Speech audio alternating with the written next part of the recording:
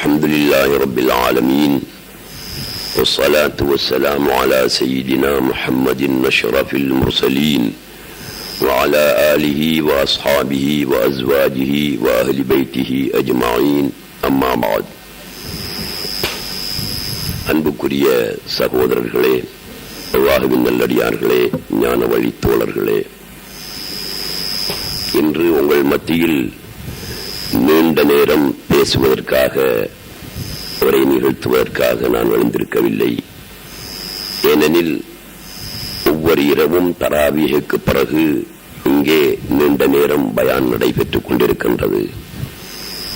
இருந்தாலும் வெள்ளிக்கிழமை தினமான இன்று சுருக்கமாக ஒரு சில விஷயங்களை கூறலாம் என எழுந்திருக்கிறேன்.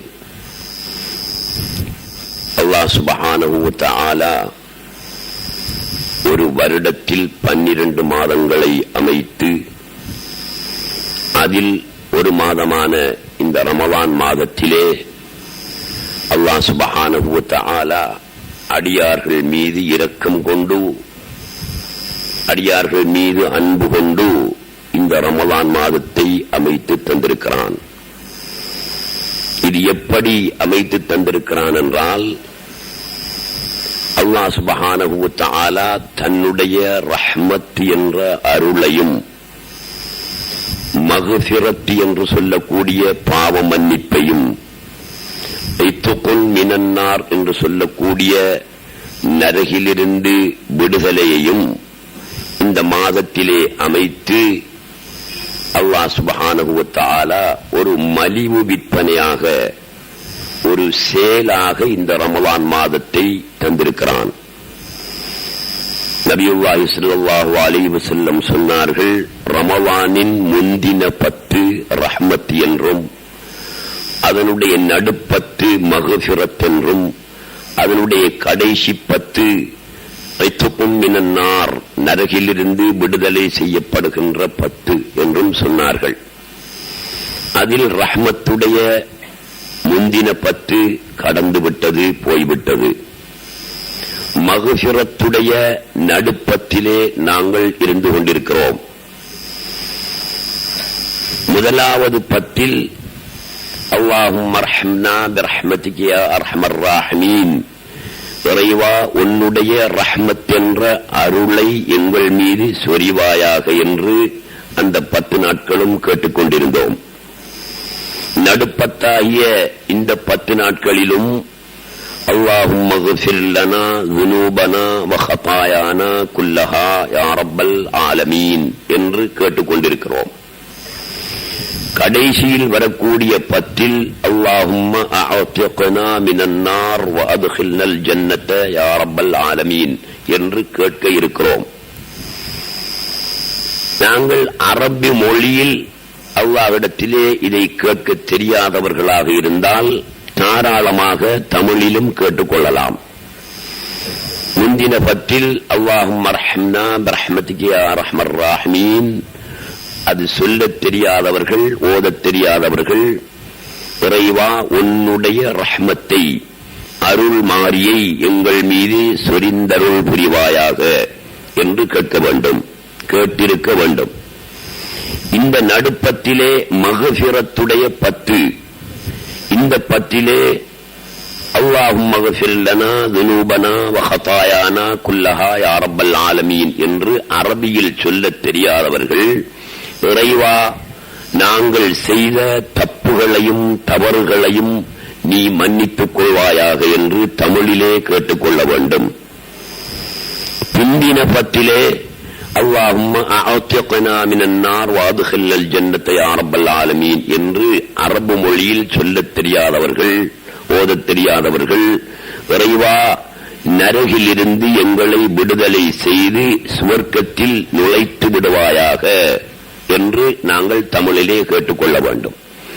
அப்படியான ஒரு வாய்ப்பையும் ஒரு சந்தர்ப்பத்தையும் அல்லாஹ் சுப்ஹானஹு வ தஆலா இந்த ரமலான் மாதத்திலே தான் தந்திருக்கிறான். இந்த ரமலானை தவிர மற்ற எந்த ஒரு மாதத்தையும் 3 10களாக பங்கு வைத்து இது ரஹ்மத்துடைய 10, இது மகஃபிரத்துடைய 10, இது ஐத்துக்கும் மினன்னாருடைய 10 என்று ஹதீஸ்களில் வந்திருக்கிறதா அல்லது குர்ஆனிலே வந்திருக்கிறதா? இல்லை. இந்த ரமலான் மாதத்திலே தான் அல்லாஹ் சுப்ஹானஹு வ தஆலா இப்படியான ஒரு விசேஷத்தை, ஒரு மலிவு விற்பனையை, ஒரு சேலை எங்களுக்கு தந்திருக்கிறான். இந்த மலிவு விற்பனை காலத்தில் கூட பொருட்களை கொள்வனவு செய்யாதவர்கள் மடையர்கள். இந்த சேல் பண்ணி இருக்கின்ற இந்த காலகட்டத்திலே அல்லாஹ்விடத்திலே அவனுடைய மக்ஃபிரத்தையும் இத்துக்கும் மினன்னாரையும் ரஹ்மத்தையும் கேட்காதவர்கள் துப்பாக்கியசாலிகள். ஆகவே எங்காவது ஒரு கம்பெனியிலே, ஒரு கடையிலே சேல் போட்டிருந்தார்களே ஆனால், மலிவு விற்பனை போட்டிருந்தார்களே ஆனால், நாங்கள் அதை பயன்படுத்திக் கொள்ள வேண்டும். அதே விதமாக அல்லாஹ் சுப்ஹானஹு வ தஆலா 3 விஷயத்தை இந்த மாதத்திலே மலிவு விற்பனையாக சேல் போட்டு காட்டியும் கூட நாங்கள் கொள்வனவு செய்யவில்லையானால், கொள்முதல் பண்ணவில்லையானால், அதை பயன்படுத்திக் கொள்ளவில்லையானால் நாங்களும் பிற்பாக்கியசாலிகளாக வேண்டி வரும். எனவே நாங்கள் ரஹ்மத்துடைய 10 போய்விட்டது என்றால் அந்த வாசல் முழுக்க அடைக்கப்பட்டு விட்டது என்பது கருத்தல்ல. அல்லாஹ்வுடைய ரஹ்மத்து எப்போதும் இருந்து கொண்டே இருக்கிறது. அவனுடைய ரஹ்மத்து இல்லை என்றால் நாங்கள் மூச்சு கூட விட முடியாது, சுவாசிக்கவே முடியாது. ஆகையினால் அவனுடைய ரஹ்மத்து ஒவ்வொரு சிருஷ்டியை பொறுத்தும் 24 மணி நேரமும் இருந்து கொண்டே இருக்கிறது. இருந்தாலும் விசேட சலுகை கிடையாது. அந்த 10 நாட்களிலும் தான் ரஹ்மத்துடைய விசேட சலுகை. இந்த 10 நாட்களிலும் விசேடமாக மக்ஃபிரத்து, அல்லாஹ் சுப்ஹானஹு வ தஆலாவிடத்திலே நாங்கள் என்ன பாவத்தை செய்திருந்தாலும் இரவு நேரத்திலே கண் விழித்து அழுது சலித்து அந்த பாவத்திற்காக மன்னிப்பு கோருகின்ற நேரத்தில் நிச்சயமாக அல்லாஹ் சுப்ஹானஹு வ தஆலா பாவத்தை மன்னிப்பான், ரொம்ப விரும்புகிறான். அல்லாஹ் சுப்ஹானஹு வ தஆலாவிடத்திலே அடியார்கள் தாம் செய்த பாவங்களை நினைத்து வருந்தி அழுது சலித்து துஆ கேட்பதை அல்லாஹ் சுப்ஹானஹு வ தஆலா ரொம்ப விரும்புகிறானாம். அதிலும் குறிப்பாக இந்த ரமலான் மாதத்திலே அவ்வாறு ஒரு அடியான் செய்வதை அல்லாஹ் மிகவும் விரும்புகிறான். நபியுல்லாஹி ஸல்லல்லாஹு அலைஹி வஸல்லம் சொன்னார்கள், அனீனுல் முஸ்னிபீன ஹப்பு இலல்லாஹி மின் ஸஜ்லில் முஸப்பிஹீன். அனீனுல் முஸ்னிபீன, பாவிகள் தமது பாவங்களை நினைத்து வருந்தி அழுது சலித்து அழுகின்ற அந்த சத்தமாகிறது, முனங்குகின்ற அந்த முனங்கலாகிறது. அஹப்பு இலல்லாஹி மின் ஸஜ்லில் முஸப்பிஹீன்.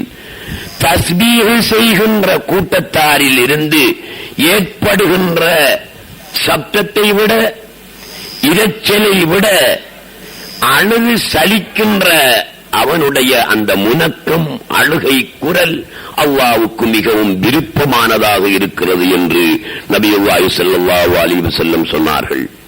ஒரு கூட்டத்தார் இருந்து கொண்டு தஸ்பீஹ் செய்கிறார்கள் என்று வைத்துக் கொள்வோம். சுப்ஹானல்லாஹ் சுப்ஹானல்லாஹ் என்று சொல்கிறார்கள். அவ்வாறு சொல்லும் போது ஒரு இரைச்சல் ஏற்படுமா இல்லையா? தஸ்பீஹ் செய்கின்ற இரைச்சல் உண்டாகும். அதையும் அல்லாஹ் சுப்ஹானஹு வ தஆலா கேட்டுக்கொண்டுதான் இருக்கிறான். இரவு நேரத்தில் தனித்திருந்து விழித்திருந்து அழுது சலித்து முனங்குகின்ற ஒரு பாவியின் முனக்கத்தையும் அல்லாஹ் சுப்ஹானஹு வ தஆலா கேட்டுக்கொண்டுதான் இருக்கிறான்.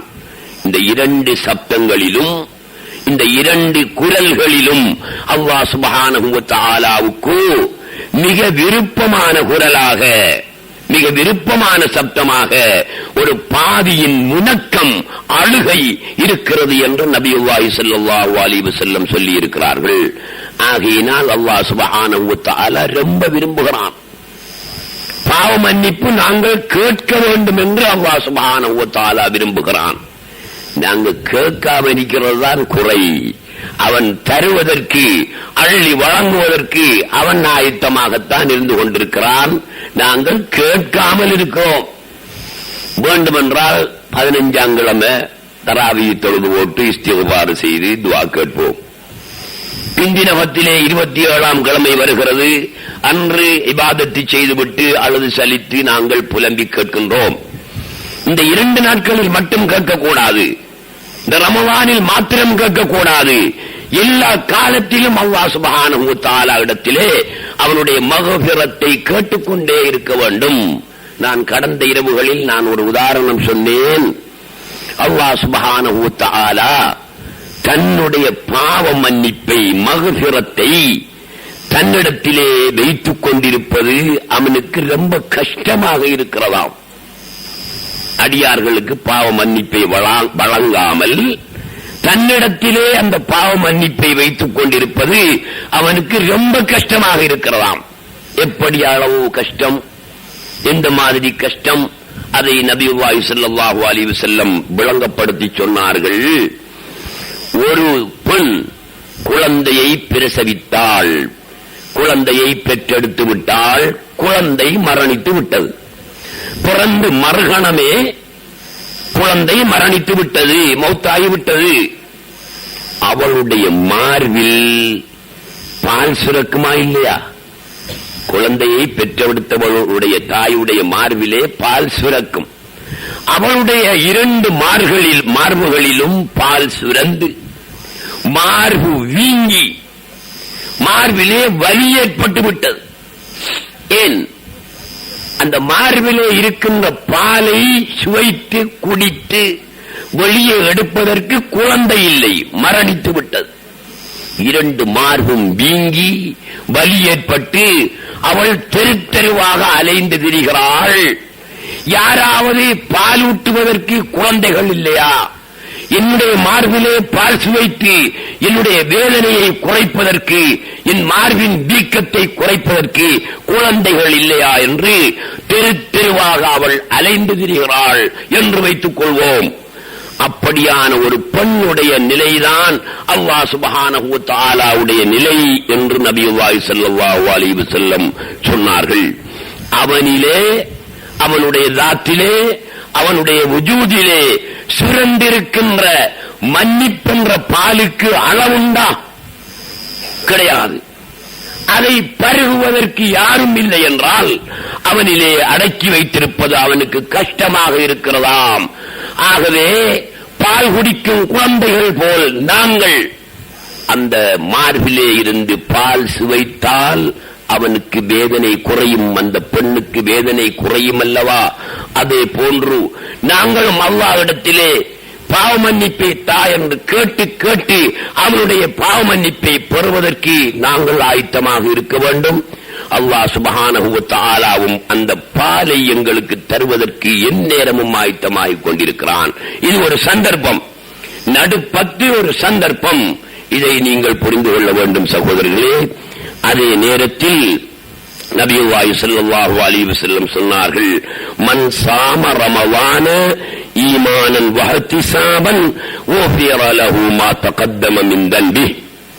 ரமலான் மாதத்தில் நல்லெண்ணத்துடன் நன்மையை கருதி விசுவாசத்துடன் எவன் நோன்பு நோக்குகின்றானோ அவனுடைய முந்தின பாவங்கள் அனைத்தும் மன்னிக்கப்படும் என்றார்கள் நாயகம் ஸல்லல்லாஹு அலைஹி வஸல்லம்.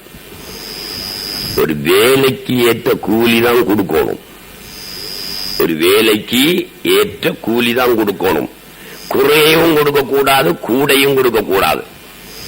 ஒரு 50 ரூபாய் பெறுமதியான 50 ரூபாய் கூலி கொடுக்கக்கூடிய ஒரு வேலையை ஒருத்தனுக்கிட்ட நாங்க கொடுத்து போட்டு 50,000 ரூபாவை கொடுக்கலாமா?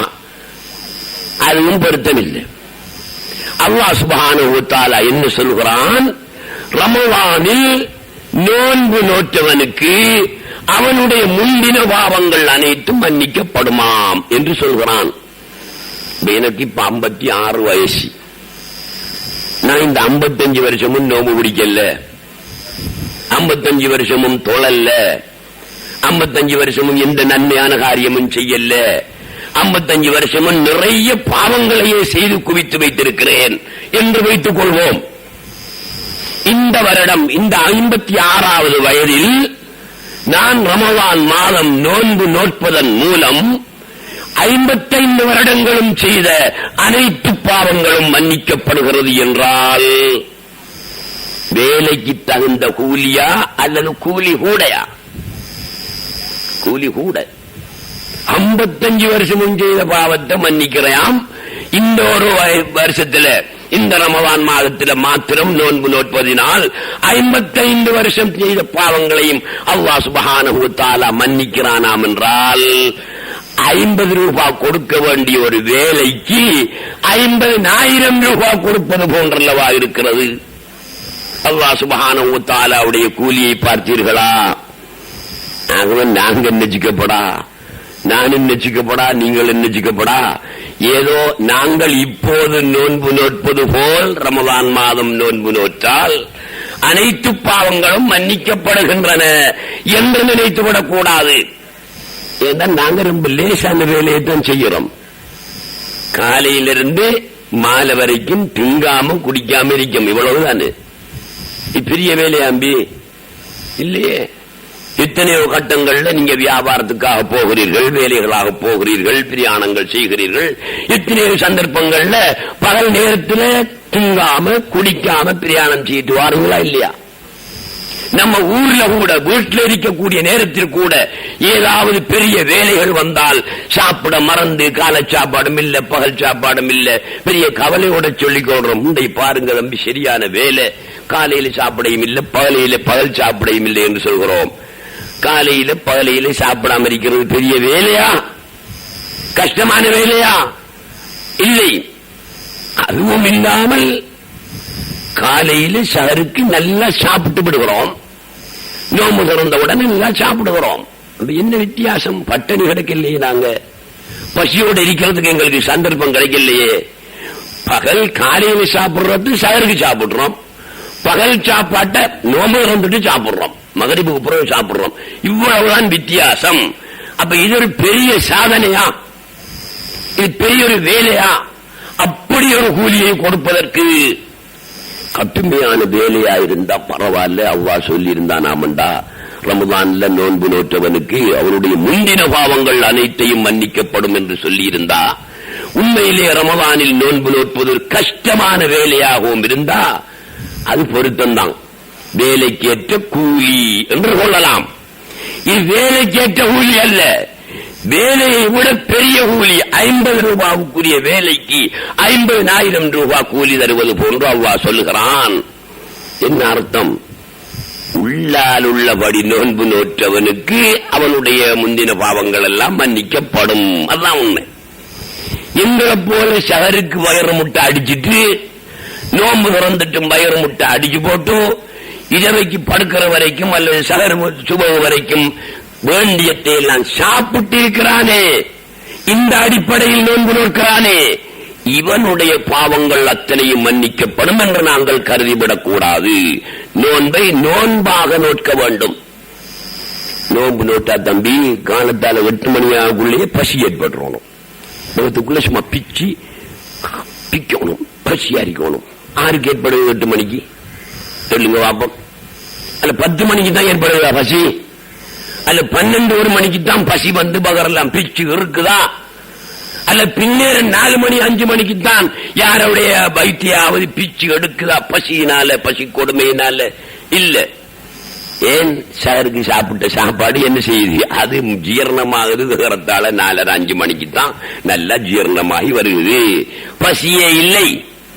இது என்ன நோன்பு? அப்ப நோன்பால பிரயோஜனமே கிடையாது.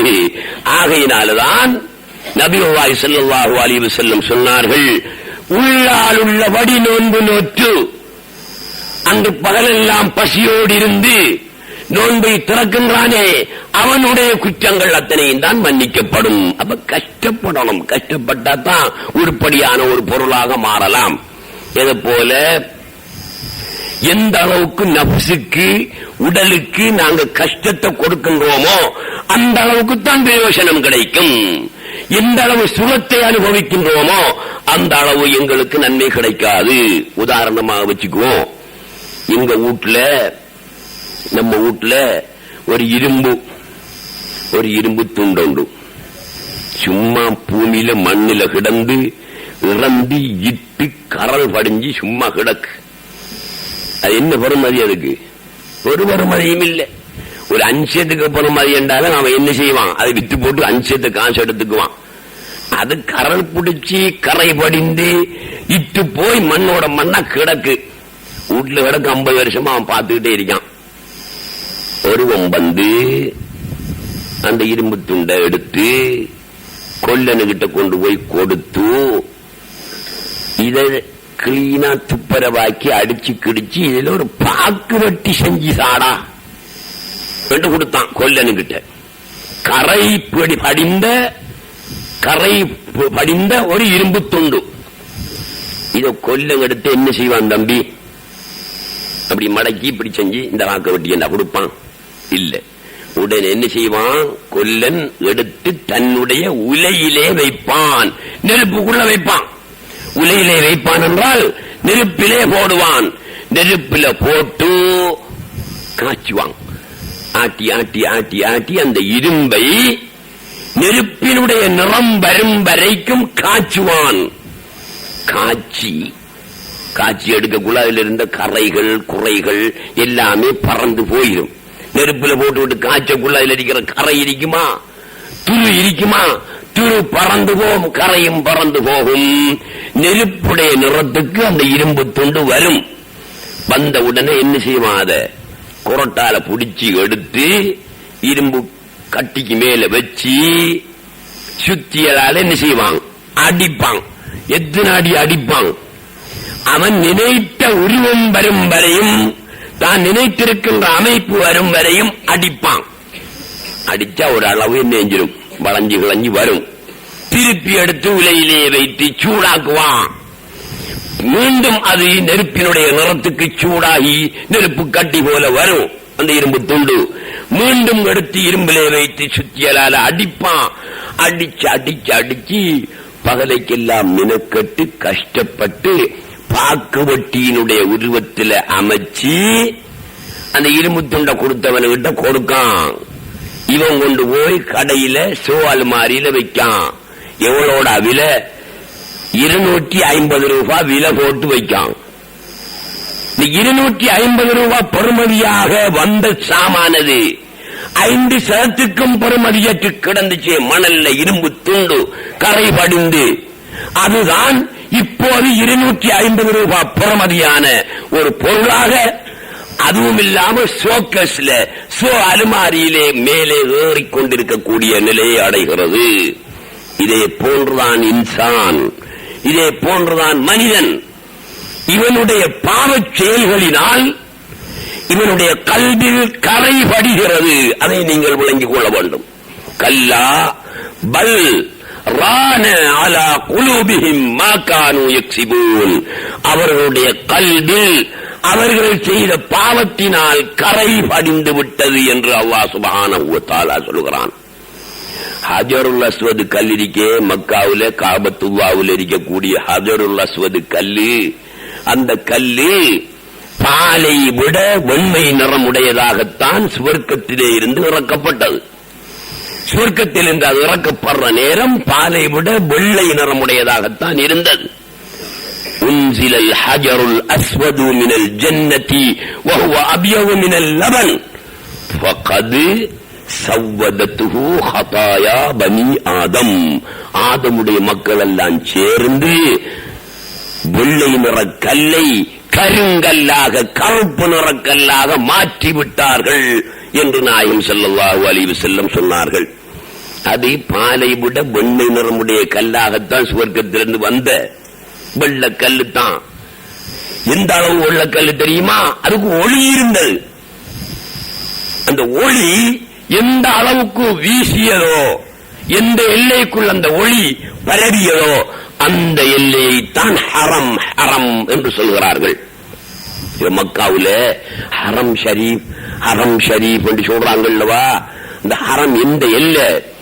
ஹஜருல் அஸ்வத் கல்லு இறக்கப்பட்ட நேரத்தில் அந்த கல்லுக்கு ஒளி வீசியது. 4 திசைகளிலும் ஒளியை வீசியது. அந்த ஒளி எந்த அளவுக்கு பரவலாக வீசியதோ அந்த எல்லையை தான் ஹரம் ஹரம் என்று இஸ்லாம் கூறுகிறது. அப்படியானால் ஒளியுள்ள பிரகாசமுள்ள வெள்ளை நிற கல்லாகத்தான் வந்துச்சு. இன்றைக்கு காபத்துல்லாவுல போய் பாருங்க அந்த கல் எப்படி இருக்கு. தாரை விட மோசம். தாறு என்ன கருப்பா இருக்கும், அதை விட கருப்பாவல்லவா ஹஜருல் அஸ்வத் கல் இருக்கிறது. ஆரத கருப்பாக்கின இஸ்மாயில் ஹாஜியாரு, இப்ராஹிம் ஹாஜியாரு, முசம்மில் ஹாஜியாரு, இப்படியான ஹாஜிமாரு தான் அங்க போய் கருப்பாக்கி போட்டான். பாவத்தை அள்ளி கட்டிக்கிட்டு அங்க போய் அதை முத்தமடக்குள்ள அந்த கல்லுக்கு அல்லாஹ் சுப்ஹானஹு வ தஆலா ஒரு தன்மையை கொடுத்திருக்கிறான். உறிஞ்சி எடுக்கிற தன்மை ஒன்று கொடுத்திருக்கான். என்னத்தை உறிஞ்சி எடுக்கும்?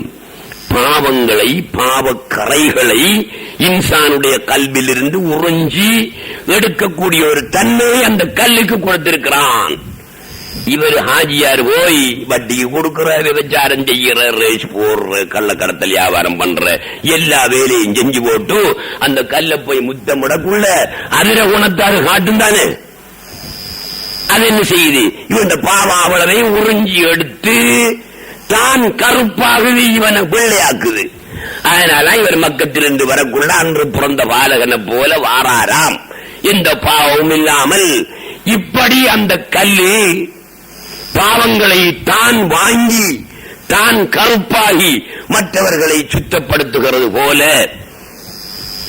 அந்த கல்லுடைய தன்மை அப்படி இருப்பது போல இந்த கல்பு என்பதை அல்லாஹ் சுப்ஹானஹு வ தஆலா படைக்கும் போது வெண்மையாகத்தான் படைச்சான். பாலை விட வெண்மையானதாக படைச்சான். இப்ப நம்முடைய கல்வி எப்படி இருக்கும்? வெளியில தெரியற சாமான்டா பார்த்துட்டு அவர கல்ப பாடுறா கருப்பாரிக்கு, வேற கல்ப பாடுறா வெள்ளையாரிக்கன்னு சொல்லிக்கலாம். அது வெளியே தெரியற சாமா இல்ல, உள்ளுக்கு இருக்கிற சாமா. எப்படி தாறு பீப்பாவோட தாரோட மோசமான நிலைமையில யாரார கல்விரிக்கு, பாலை விட வெண்மை நிறைமுடையதாக யாரார கல்விரிக்கு என்று நமக்கு தெரியுமா? தெரியாது. ஆகையினால் இந்த கல்வில பாவங்கள் ஏற்படுறதுனால கல்பு கரை படிந்து போகிறது. கல்லாபல் ரானாலா குலூபிஹிம் மா கானூ யக்ஸிபூன். இந்த கரையை நீக்கிற சாமா என்ன? தௌபா, பாவ மன்னிப்பு. அல்லாஹ்விடத்துல பாவ மன்னிப்பு கேட்க கேட்க இந்த கரைகளை நாங்கள் நீக்கிற மாதிரி. ஆகவே நோன்பு என்கின்ற இந்த பொறுப்பான கஷ்டமான அமலை செய்யும் போது அந்த இரும்பு துண்டு மாதிரி தான் மனுஷன் பாரம். இப்ப நாங்க பாவம் செய்து கரை படிந்து பெருமதியற்ற ஒரு பொருளாக இரும்பு துண்டு போல கிடக்கும். எங்களை என்ன செய்யணும்? கொல்லண்ட உலையில இரும்பு துண்டை வச்சு சூடாக்கி அடி வாங்கிச்சு. அந்த இரும்பு அடி வாங்கும் போது அந்த இரும்பு என்ன நெச்சிரிக்கும்? மனுஷன் என்ன நெச்சிரிக்கும்? அது இரும்பு தானே. வச்சு பார்ப்போம் என்ன நெச்சிரிக்கும். இந்த வேஷமான பாரு, சும்மா கிடந்த என்ன, நான் சும்மா கிடந்த விட்ட மண்ணில இங்க கொண்டு இந்த நெருப்புக்குள்ள போட்டு சூடாக்கி, அது மட்டும் போதாது இரும்புல வேற சுத்தியால வேற போட்டு அடிக்கானே. என்ன மடையன், என்ன அநியாயக்காரன் என்று அந்த இரும்பு நினைக்குமா? நினைக்காதா? எத்தனை அடி வாங்கும் இந்த இரும்பு துண்டு? பாக்க வெட்டியாக மாறுறதா இருந்தா எத்தனை தரம் அந்த உலையில கிடந்து சூடாகி இருக்கணும், எத்தனை அடி சுத்தியதால வாங்கியிருக்கணும். அதே மாதிரி அல்லாஹ் சுப்ஹானஹு வ தஆலா எங்களை நல்ல மனுஷனாக ஆக்கி எடுக்கிறதா இருந்தா என்ன செய்வான்? உலையில போட்டு சூடாக்குவான், அடிப்பான். பல அடிகளை நாங்கள் சமாளிக்க வேண்டிய நிலைமை ஏற்படும். என்ன அடிகள்? உதாரணமா சொல்றதே, வறுமை என்கிறது ஒரு அடிதான். பின்னால் வருகிறதா தம்பி? பணக்காரனுக்கு பிரச்சனை அவன் நிமிந்து போய் என்ன செய்வான்? ஜாம் ஜாம் பண்ணி இருப்பான். ஒன்றுக்கும் வழி இல்லாத ஏழைகளுக்கு கொஞ்சம் கஷ்டமா தான் நெருங்கி கொடுப்பு வாங்கியலா, கறி வாங்கியலா, கணனை கொடுத்து கேலா, இப்படி பெரிய தொல்லைகள் எல்லாம் வருமே. வறுமை இது அல்லாஹ் தஆலா செய்யற அடி. சுத்தியால அடிக்கான். இவரு நினைச்சுக்கணும் என்ன அடி நடக்குது, வறுமை என்கிற அடி நடக்குது. நமக்கு என்னத்துக்கு? ஆள துப்புரவாக்கி பெருமதி உள்ள ஆளாக ஆக்குவதற்காகத்தான் அல்லாஹ் சுப்ஹானஹு வ தஆலா இப்படியான அடியை தருகிறான். இந்த வறுமையை தம்பி சோதிக்கிறான். நினைக்கணுமே தவிர என்ன வறுமை அடிய என்ன அல்லாவும் எப்படி ஆடம்பரமா எல்லாம் வாழ்றான்கள் உலகத்தில். நாம் அஞ்சு தோறும் நோம்பு பிடிக்கும், இங்க வசதி ஒன்றும் பெருகுதில்லையே, பொருளாதாரம் பெருகுதில்லையே இது என்ன அநியாயம் செய்கிறான் என்று நினைத்தோமானால் நாங்கள் முன்னேற முடியாது. ஆகவே வாழ்க்கையில் எந்த ஒரு கஷ்டம் ஏற்பட்டாலும் அதை நாங்கள் நினைத்துக் கொள்ள வேண்டும். அது அல்லாஹு தஆலா எங்களை துப்பரவாக்கி உயர்நிலைக்கு எடுத்துச் செல்லக்கூடிய அடிகள் அவன் தருகிறான். அந்த இரும்பு துண்டு நினைக்கிற மாதிரி நாங்கள் என்ன செய்யணும், நினைச்சுக்கொள்ளணும். எனவே அன்புள்ள சகோதரர்களே, இந்த ரமலானில் நோன்பு என்பது உண்மையிலே கஷ்டமான ஒரு சாமான் தான். அது நாங்கள் நோக்கின்ற அமைப்பில் அது கஷ்டமாக இல்லை. இப்ப அப்படி நோக்க கூடாது, அதனால பிரயோஜனம் இல்லை.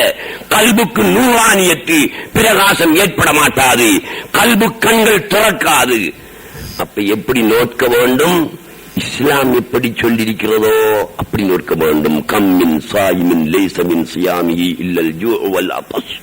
ரசூலுல்லாஹ் சொன்னார்கள், எத்தனையோ பேர் நோன்பு நோக்கிறார்கள், அப்படிதான் சொல்லியிருக்காங்க. கம்மின் சாயிமின் என்ற அந்த வசனத்துக்கு எப்படி அர்த்தம் வரும் தெரியுமா? எத்தனையோ பேர் நோன்பு நோக்கிறார்கள். அப்ப அதிகமான பேருங்கிறத காட்டுது. லைஸமின் சியாமிஹி இல்லல் ஜூ வல் அத்ஷ். அவன் நோன்புல அவன் கண்ட பலன் பசித்திருந்ததும் தாகித்திருந்ததும் தான், வேறு எந்த பலனும் அவனுக்கு கிடையாது என்றார்கள் நாயகம் ஸல்லல்லாஹு அலைஹி வஸல்லம். அது என்னது? நோன்பு நோக்காங்களாம் எத்தனை பேரு, பசித்திருந்ததும் தாகித்திருந்ததும் தான் மிச்சமாம், வேறு ஒன்றும் கிடையாதாம் என்றால் என்ன அர்த்தம்? சரியான முறையிலே அவர்கள் நோன்பு நோக்கவில்லை. ஆகவே இஸ்லாம் நோன்பை எவ்வாறு நோக்க வேண்டும் என்று சொல்லி இருக்கின்றதோ அந்த அடிப்படையில் நோன்பு நோக்கணும். உதாரணமா வச்சுக்கோமே, காலையில் 8 மணி ஆகக்குள்ள பகுத்துக்கணும், பசிக்கணும். இவனுக்கு 12 மணி வரைக்கும் சிலர் சாப்பாட்டுற மயக்கம் போவதில்லை. அப்ப எப்படி அவர் நோன்பு நோக்க முடியும்? ஆகவேதான் சகோதரர்களே, வைத்த 3ஆக பங்கு வச்சு, 3ஆக பங்கு வைங்க, வகுத்த 3ஆக பங்கு வைங்க. ஒரு பங்கு சாப்பாட்டை கொடுங்க, அடுத்த பங்கு தண்ணிய கொடுங்க, அடுத்த பங்கு என்னத்தை கொடுக்கிற, சும்மா வைங்க, காலியா வைங்க, எதுவுமே கொடுக்க கூடாது. இந்த அடிப்படையில் நோன்பு நோற்றால் கொஞ்சம் பிரயோசனம் செய்யும், கொஞ்சம் ஞானம் பிறக்கும்.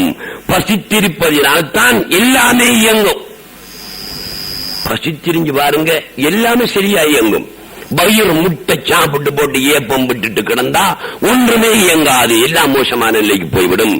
எனவே அன்புள்ள சகோதரர்களே, அல்லாஹு தஆலா ஒரு மனிதனுக்கு ஒரு சோதனையே ஒரு வேதனையே தருகிறானாம் என்றால் அந்த மனுஷன் நினைச்சுக்கணும், நம்மள நல்ல மனுஷன் ஆக்குறதுக்கு தான் அல்லாஹு தஆலா இந்த சோதனையை தாரான். வறுமையை தந்தாலும் சரிதான், நோயை தந்தாலும் சரிதான், வேறு வகையில குடும்ப பிரச்சனைகளை ஏற்படுத்தினாலும் சரிதான், அவன் நினைச்சுக்கணும் இது நன்மைக்கு. உலையில கொல்லண்ட உலையில இரும்பு துண்டு வேகிறது போல, சூடாகிறது போல, சூடாகி அடி வாங்கிறது போல அல்லாஹ் சுப்ஹானஹு வ தஆலா நம்மளை உயர்நிலைக்கு ஆக்குவதற்குத்தான் இந்த வேலை செய்கிறான் என்பதை நினைத்து நோன்புகளை ஒழுங்காக பிடித்துக் கொள்ள வேண்டும் என்று கேட்டுக்கொள்வதுடன், காஜா நாயகம் அவர்களின் 13வது கந்தூரியின் வரவு செலவுகளை பற்றி சென்ற வாரம் நான் சொல்வதாக சொல்லியிருந்தேன். எங்களுடைய கணக்காய்வாளர் ஹசன் அவர்கள் கொழும்புக்கு போய் முந்த நாள் தான் வந்தார்கள். அவர்களை பிடிச்சபடியாக நேற்றிரவு அந்த கணக்குகளை முடித்து தர வேண்டும். ஜும்மாவிலே நமது காஜா நாயகத்துடைய முஹப்பீன்கள் ஆதரவாளர்களுக்கு சொல்ல வேண்டும் என்று கேட்டு அவர்கள் முடித்து தந்திருக்கின்றார்கள். அதை நான் சுருக்கமாக இங்கே சொல்கிறேன். விளக்கமாக விளம்பர பலகையில் இன்று போடுவார்கள், நீங்கள் பார்த்துக் கொள்ள வேண்டும். விளம்பர பலகையிலும் பார்த்து உங்களுக்கு இந்த கணக்கு வழக்கில் ஏதாவது சந்தேகங்கள் இருந்தால் அல்லது விவரங்கள் தேவைப்பட்டால் கணக்காய்வாளர் ஹசன் அவர்களை சந்தித்து விளக்கங்களை பெற்றுக் கொள்ளுமாறு கேட்டுக்கொள்கிறேன். ஏன் இதை நான் சொல்கிறேன் என்றால், சென்ற வருடம் ஜும்மாவுக்கு பிறகு கணக்கறிக்கையை நான் சொன்ன பிறகு விளம்பர பலகையிலும் கணக்கறிக்கை போடப்பட்டது. அந்த கணக்கறிக்கையை பார்த்துவிட்டு சிலர் இது என்ன கணக்கு, இது என்ன கணக்கு என்று சொல்லிக் கொண்டு போயிருக்கிறார்கள். அதுல நன்மை இல்லை. அப்படி யாருக்காவது சந்தேகம் இருந்தால் கணக்காய்வாளரை இடம் போகணும். இந்த ஆபீஸ் திறந்தா இருக்கும், கணக்காய்வாளரிடம் போகணும். தம்பி நீங்க என்ன கணக்கு எழுதிருக்கீங்க, இது எப்படி வந்துச்சு, இந்த விவரம் என்ன என்று தாராளமாக காஜாநாயகத்துடைய முஹிப்பீன்கள், அவர்களுக்காக பணி செய்த தொண்டர்கள் உங்களுக்கு உரிமை உண்டு கேட்பதற்கு. ஆகவே நீங்கள் கேட்டு தெரிந்து கொள்ள வேண்டுமே தவிர போட்ல போட்டிருக்கதை பார்த்துட்டு என்னடா முத்தச்சில ஒன்று போட்டிருக்கேன் இப்படி சின்ன வருமா வேலையை விட்டாங்க தெரியாது என்று நீங்கள் யாருமே சந்தேகப்படக்கூடாது, பேசக்கூடாது, மனதில் நினைக்க கூடாது. எந்த விஷயமாக இருந்தாலும் கதைத்து பேசி விளக்கத்தை பெற்று ஒரு தீர்வை காண வேண்டும். மொத்த வரவு காஜாநாயகம் அவர்களின் 13வது கந்தூரியிலே மொத்த வரவு எவ்வளோட அறியும்? 14,39,898 ரூபா 50%. 14,39,898 ரூபா 50% மொத்த வரவு. மொத்த வரவங்களுக்குள்ள கோழி குஞ்சியும் அதுல சேரும், மாடும் சேரும், மாதுளம்பழமும் சேரும். எது நேர்ச்சியாக வந்து இங்கே ஏலத்தில் விற்கப்பட்டுச்சதோ அல்லது பணமாக கொடுக்கப்பட்டுச்சோ ஆடாக மாடாக வந்துச்சதோ எல்லாம் சேர்ந்த மொத்த வரவுதான் 14,39,898 ரூபா. உதாரணமாக ஒரு மாடு வந்துச்சுண்டா அவன் 3,000 ரூபாய்க்கும் வாங்கியிருப்பான், கட்டினவன் 6,000 ரூபாய்க்கும் வாங்கியிருப்பான், 7,000 ரூபாய்க்கும் வாங்கியிருப்பான். அது நமக்கு தெரியாது. அந்த மாட்டுக்கு நாங்க என்ன செய்வோம், ஒரு கணிசமான ஒரு மதிப்பீடு செய்வோம். உதாரணமாக 5,000 ரூபாய் என்று நாங்கள் மதிப்பீடு செய்தால் 50 மாடு கட்டப்பட்டால் எவ்வளவு வரும்? 5 25 2.5 லட்சம் ரூபாய் அந்த 50 மாடுகள் வகையில எங்களுக்கு வருகிறது. அந்த கணக்கையும் சேர்த்துத்தான் மொத்தம் இந்த தொகை. மொத்த செலவு கந்தூரிக்கான மொத்த செலவு, செலவுல எதுவும் அடங்கும். மாடு அறுக்கிறதும் செலவுல 50 மாடு அறுக்கமெண்டா 2.5 லட்சம் ரூபாய் 50 மாட்டுக்கு நாங்க கணிச்சு அந்த மாட்டை அறுக்கமெண்டா எங்க 2.5 லட்சம் ரூபாய் செலவுல போகுதுங்கிறதா அர்த்தம். மொத்த செலவு 8,81,482 ரூபா 50%. 8,81,482 ரூபா 50%. அப்ப பாக்கி எவ்வளவு மிஞ்சும்? மொத்த வரவிலிருந்து மொத்த செலவு இவ்வளவு போக பாக்கி எவ்வளவு மிஞ்சும்? 5,58,416 ரூபா மிச்சம். தளர்வாளங்களும் மின்சார பொருட்களும் கொள்வனவு பற்று 2,55,393 ரூபா 50%. தளர்வாடங்கள் மின்சார பொருட்கள் இந்த வருஷம் கொஞ்சம் கூட குறைய நாங்க சாமம் வாங்கியிருக்கிறோம். தளர்வாட சாமம் கொஞ்சம் கூட குறைய வாங்கியிருக்கோம்.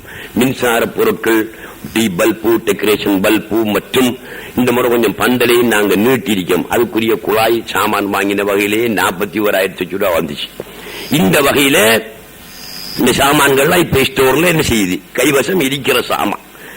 அதுக்கு 2,55,393 ரூபா 50% போயிருக்கு. நீக்கி மேலதிக இருப்பு ரொக்கம் காசோலைகளும், ரொக்கமும் காசோலைகளும். இப்ப நம்ம கிட்ட இந்த கந்தூரி வகையில மிஞ்சினது ரொக்கமாகவும் காசோலைகளாகவும். இத்தனை பேர் செக்கு தந்து இருக்காங்க, அது கால போக மாறும். அந்த செக்குகளுமாக சேர்ந்து 3,03,022 ரூபா 50%. 3,03,022 ரூபா 50% எங்களுக்கு இந்த கந்தூரியிலே மிஞ்சிருக்கி. அதே நேரத்தில் 2,55,393 ரூபா 50%. சாமான்கள் இந்த வருஷம் கொள்முதல் பண்ணி நாங்க ஸ்டோர்ல வைத்திருக்கிறோம். எனவே இந்த விவரம் இன்ஷா அல்லாஹ் இப்போது விளம்பரப்பலகையில் போடப்படும். நீங்களும் அதை பார்த்துக் கொள்ள வேண்டும். அதில் உங்களுக்கு ஏதாவது தெளிவு காண வேண்டும் என்று விரும்பக்கூடியவர்கள் இருந்தால் கணக்காய்வாளர் ஹசன் அவர்களை சந்தித்து அறிந்து கொள்ளுமாறு அன்பாய் கேட்டுக்கொள்கிறேன். அஸ்ஸலாமு அலைக்கும் வரஹ்மத்துல்லாஹி வபரகாத்துஹு.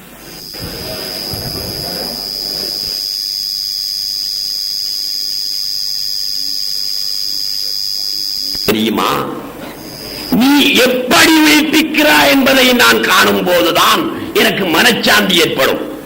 நீ உயிர்ப்பிக்கிறவன், நம்புகிறேன், அதில் ஆட்சேபனை இல்லை. அல்-யஹ்யாவு கைஃப யظஹரு ஃபில் மௌத்தா. உயிர்ப்பித்தல் என்பது செத்துப்போனவர்களில் எப்படி வேலை செய்கிறது, எப்படி இயங்குகிறது என்பதைத்தான் நான் பார்க்க போகிறேன், அதை காட்டி என்று கேட்டார்கள். அல்லாஹ் சுப்ஹானஹு வ தஆலா சொன்னான், قال فخذ أربعة من الطير فصرهن إليك ثم اجعل على كل جبل منهن جزءا ثم ادعهن يأتينك سعيا. 4 பறவைகளை எடு, அந்த 4 வகையான பறவைகளை எடு, ஒரே சாதியில் எடுக்காத, 4 வகையான பறவைகளை எடு, 4ஐயும் அறுத்து உரி, எல்லாத்தையும் துண்டு துண்டாக அறிந்து விடு. பிறகு எல்லா 4 பறவைகளுடைய மாமிசத்தையும் ஒன்றாக கலந்து ஒரு குவியலாக வை. பிறகு தும்மஜால் அலா குல்லி ஜபலின் மின்ஹுன்ன ஜுஸ்ஆ, இந்த குவியலில் 4 பிடி எடுத்து ஒரு மலையில் ஒரு பிடியையும், இன்னொரு மலையில் இன்னொரு பிடியையும், இன்னொரு மலையில் இன்னொரு பிடியையும், இப்படி 4 மலைகளிலும் அதை வை. பிறகு நீங்கள் இருக்கக்கூடிய இடத்திலே இருந்து கொண்டு அவற்றை அழைத்து பாரும், உடனே அவை வரும் என்று அல்லாஹ் சுப்ஹானஹு வ தஆலா சொன்னான். 4 பறவைகளையும் எடுத்து இப்ராஹிம் அலைஹிஸ்ஸலாத்து வஸ்ஸலாம் சொல்லப்பட்டது போல் செய்து 4 மலைகளிலே வைத்தார்கள். வந்து உட்கார்ந்து கொண்டு, காகமே வா, யா உராம் தால், காகமே வா என்றார்கள். காகத்துடைய மாமிசம் எங்க இருக்கு? 4 மலையிலும் இருக்கக்கூடிய அந்த மாமிசத்தோடு கலந்துதானே இருக்கிறது. அல்லாஹ் சுப்ஹானஹு வ தஆலா முஹ்யி, ஹயாத் தாக்குபவன் என்று அவனுக்கு ஒரு திருநாமம் இருக்கிறது. அந்த திருநாமத்தை கொண்டு இந்த செத்த பொருளில் அவன் தஜல்லியாகுவான். அது எப்படி தஜல்லியானான்? அதை இப்ராஹிம் அலைஹிஸ்ஸலாத்து வஸ்ஸலாம் அவர்கள் கண்டுகொண்டார்கள். மயிலே நீ வா, யா தால் யா தாவூஸ், மயிலே நீ வா என்றார்கள். மயிலுடைய மாமிசம் எங்கே இருந்தது? 4 மலைகளிலும் கலந்து குவிந்து கிடந்தது, பரந்து கிடந்தது. மயில் வந்து நின்றது. முஹ்யி, ஹயாத்தாக்குபவன் என்ற திருநாமத்தை கொண்டு அந்த செத்து போன மயிலில் அது எப்படி வேலை செய்தது, அவன் எப்படி தஜல்லியானான் என்பதை இப்ராஹிம் அலைஹிஸ்ஸலாத்து வஸ்ஸலாம் கண்டுகொண்டார்கள். எப்படி தஜல்லியானான் என்பதை எனக்கு சொல்லலாமா? உங்களுக்கு விளங்கப்படுத்தலாமா? விளங்கப்படுத்த முடியாது. ஜிமாஉ மிச்சம் இன்பமான ஒரு சாமான், உடல் உறவு என்பது மிச்சம் ருசியான ஒரு சாமான் என்று சொல்லலாம். அது எப்படி ருசியா இருக்கும் மௌலவி என்று நீங்கள் கேட்டால், கல்யாணம் முடித்து உடல் உறவு கொண்டு பார் தெரியும் என்றுதான் சொல்லலாமே தவிர அதனுடைய ருசி இப்படியானது என்று வர்ணித்து சொல்ல முடியாது, மட்டுப்படுத்தி கட்டுப்படுத்தி சொல்ல முடியாது. அதே போலதான் இப்ராஹிம் அலைஹிஸ்ஸலாத்து வஸ்ஸலாம் ஷுஹூது செய்தார்கள். அந்த இறந்து போன செத்து போன அந்த பறவைகளில் அல்லாஹ் சுப்ஹானஹு வ தஆலா முஹ்யி, ஹயாத்தாக்குபவன் என்ற திருநாமத்தை கொண்டு எப்படி தஜல்லியாகி எப்படி அது செயல்பட்டது என்பதை அவர்கள் நிதர்சனமாக கண்டார்கள். மனதுக்கு திருப்தி ஏற்பட்டது. நபிமார்கள் மன திருப்திக்காக அல்லாஹ்விடத்திலே பலவாறு கேட்டு பெற்று அவனுடைய ஷுஹூதை கண்டிருக்கிறார்கள், அவனுடைய வல்லமையை கண்டிருக்கிறார்கள்.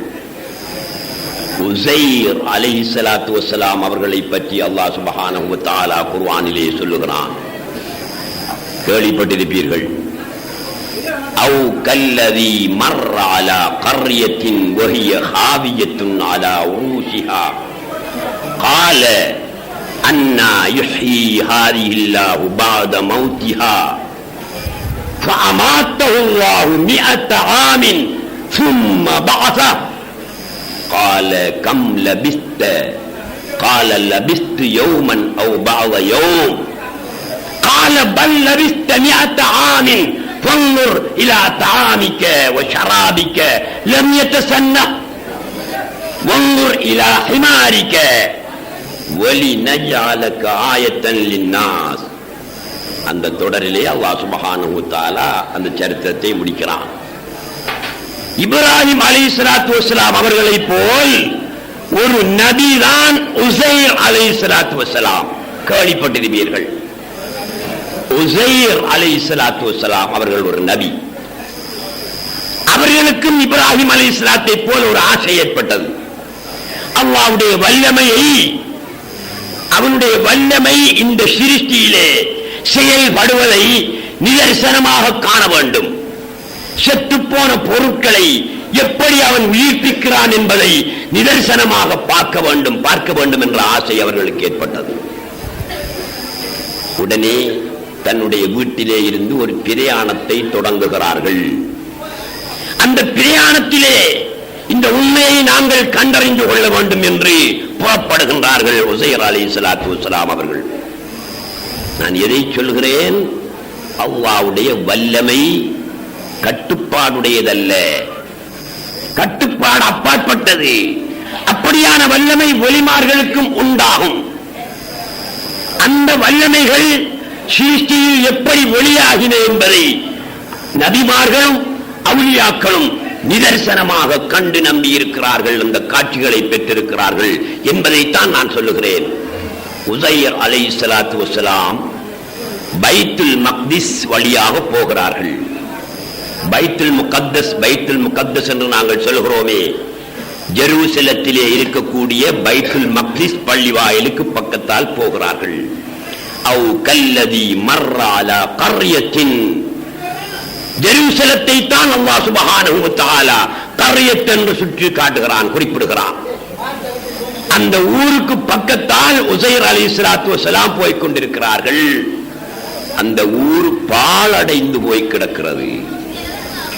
மரமட்டைகள் இல்லை, செடி கொடிகள் இல்லை, வீடுகள் இல்லை, எல்லாமே நாசமாகி பாழடைந்து காய்ந்து வறண்டு போய் கிடக்கிறது. உடனே சற்று நேரம் நின்று அவர்கள் சொல்லுகிறார்கள், உஸைர் அலைஹிஸ்ஸலாத்து வஸ்ஸலாம், قال أَنَّى يُحْيِي هَذِهِ اللَّهُ بَعْدَ مَوْتِهَا. இந்த ஊர் இப்படி காய்ந்து வறண்டு அழிந்து போய் கிடக்கிறதே, இதை அல்லாஹ் சுப்ஹானஹு வ தஆலா எப்படி உயிர் எப்படி ஆக்க முடியும் என்று ஒரு வியந்து கூறுகிறார்கள்.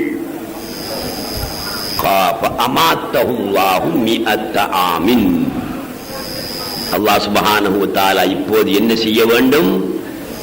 உஸைரே, நீங்கள் வியப்படைகிறீர்களா? காய்ந்து போய் வறண்டு கிடக்கின்ற இந்த ஊரை எப்படி இறைவன் உயிர்ப்பிப்பான், செழிப்பாக்குவான் என்று ஆச்சரியப்படுகிறீர்களா? வியந்து கேட்கிறீர்களா? எது இந்த வேலை எனக்கு சும்மா கஷ்டமா, பெரிய வேலையா, வியர்வை சிந்தி செய்யக்கூடிய ஒரு வேலையா? இல்லை. மூக்கில் உட்கார்ந்த ஈயை தட்டி விடுவது போன்ற ஒரு வேலைதான் அல்லாஹ் சுப்ஹானஹு வ தஆலாவுக்கு வறண்டு போன செத்து போன அந்த ஊரை உயிர்ப்பிப்பது. என்ன சொல்கிறான்? உஸைருக்கு ஒரு பாடம் படிப்பிக்க வேண்டும். இப்படி அதிசயப்பட்டு கேட்கிறாரே, இது எனக்கு பெரிய வேலையா? இவரிலேயே ஒரு பாடத்தை படிப்பிப்போம், இவரிலேயே ஒரு பாடத்தை இவருக்கு புகட்டுவோம் என்று அல்லாஹ் சுப்ஹானஹு வ தஆலா என்ன செய்தான்? ஃபஅமாத்தஹு அல்லாஹு 100 ஆமின்.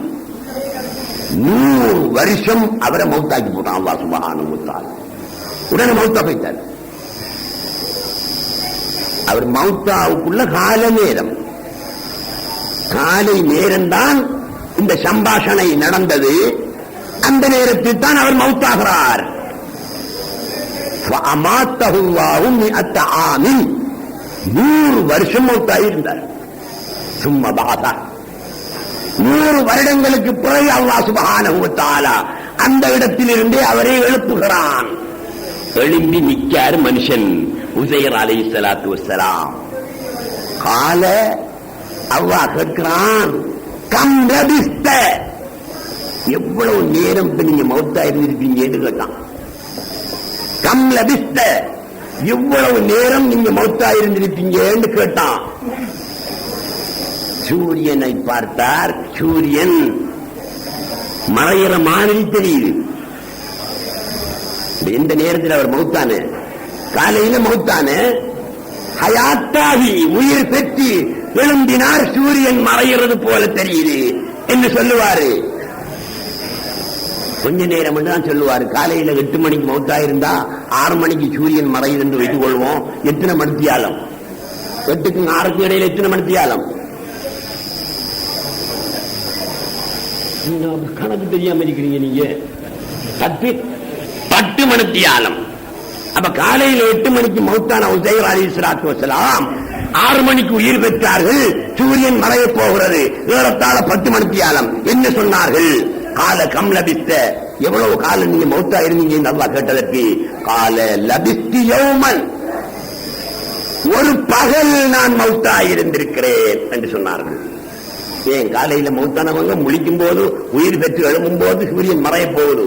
அப்போ ஒரு பகல் தானே, ஒரு பகல் தான் நான் மௌத்தா இருந்திருக்கிறேன். கால கம் லபிஸ்த, கால லபிஸ்து யௌமன் அவ் பாவயம், இல்ல ஒரு பகலும் இல்ல. சூரியனை கொஞ்சம் நல்லா பார்த்தாங்க, இன்னும் அது மறையறதுக்கு ரொம்ப நேரம் இருக்கிறது. கால கம் லபிஸ்த, கால லபிஸ்து யௌமன் அவ் பாவயம், ஒரு பகல் அல்ல, ஒரு அரைப்பகல். அரைப்பகல் தான் நான் மௌத்தா இருந்திருக்கிறேன் என்று சொன்னார்கள். எவ்வளவு காலம் மௌத்தாயின? 100 வருஷம். கால அல்லாஹ் சுப்ஹானஹு வ தஆலா சொல்றான், உசைரே, இந்த வல்லமை எப்படியானது என்று தெரியுமா? பல் லபிஸ்த மிஅத ஆமின், 100 வருஷம் நீ மௌத்தா இருந்திருக்கிறாய். என்ன ஆதாரம்? அவர் 100 வருஷம் மௌத்தா இருந்திருக்கிறார் என்பதை அவருக்கு விளங்கப்படுத்த வேண்டுமே. என்ன ஆதாரம்? துன்னுர் இலா தஆமிக வ ஷராபிக லம் யதசன்ன. உசைர் அலைஹிஸ்ஸலாத்து வஸ்ஸலாம் அந்த சுற்றுப்பிரயாணத்திலே போகும்போது திராட்சை சாறு, திராட்சை பழத்தின் சாறு ஒரு பாத்திரத்திலே எடுத்து சென்றார்கள். அத்திப்பழம் கொஞ்சம் ஒரு பாத்திரத்திலே எடுத்து சென்றார்கள். அந்த இரண்டும் அப்படியே இருக்கிறது. 100 வருஷத்துக்கு திராட்சை பழத்தின் சாறு கெட்டு போகாமல் இருக்குமா? 100 வருஷத்துக்கு அத்திப்பழம் கெட்டு போகாமல் இருக்குமா? லம் யதசன்ன லம் யதகய்யர். அத்திப்பழம் கெட்டு போகவும் இல்லை, திராட்சை பழத்தின் சாறு கெட்டு போகவும் இல்லை. அல்லாஹ் சொல்கிறான், இந்த வல்லமையை பாத்தியா? நீ 100 வருஷம் மரணித்திருக்கின்றாய். தொன்னூறு இலா தானிக்க வ ஷராபிக்க லம் யதசன்ன. நீ கொண்டு வந்த குடிப்பும் சாப்பாடும் கெட்டு போகவில்லையே. இந்த வல்லமையை பாத்தியா? தொன்னூர் இலா ஹிமாரிக்க, நீங்க கழுதை கையில பிடிச்சிட்டு வந்தீங்களே, இந்த கழுதையை கொஞ்சம் பாருங்க என்று அல்லாஹ் சுப்ஹானஹு வ தஆலா சொன்னான்.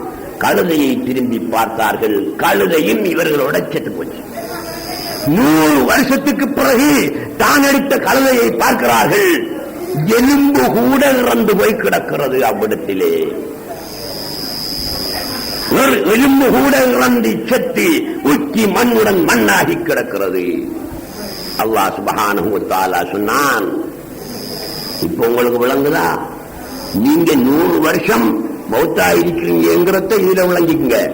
நீங்க கொண்டு வந்த கழுதை இறந்து எலும்பெல்லாமே உருகி போச்சு. 100 வருஷம் தான் மௌத்தா இருக்கிறீர்கள்.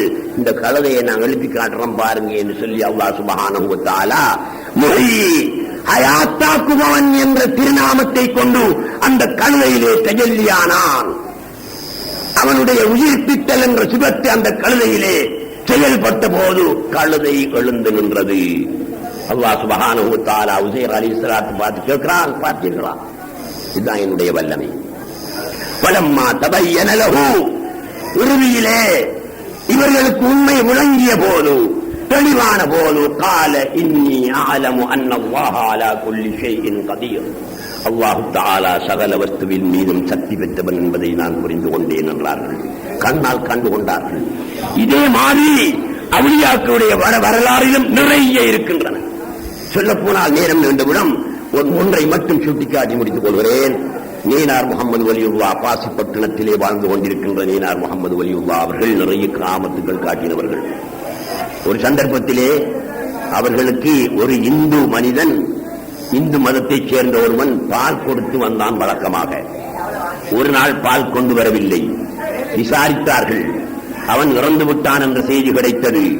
உடனே தங்களுடைய கையிலே எடுத்துச் செல்லக்கூடிய பிரம்பை கையிலே எடுத்துச் சென்று அவனுக்கு பக்கத்திலே நின்று அவனிலே செத்து கிடக்கின்ற அந்த பால்காரனுக்கு அடிப்பதற்கு கையை ஓங்கினார்கள். பிரம்பை எடுத்தார்கள்.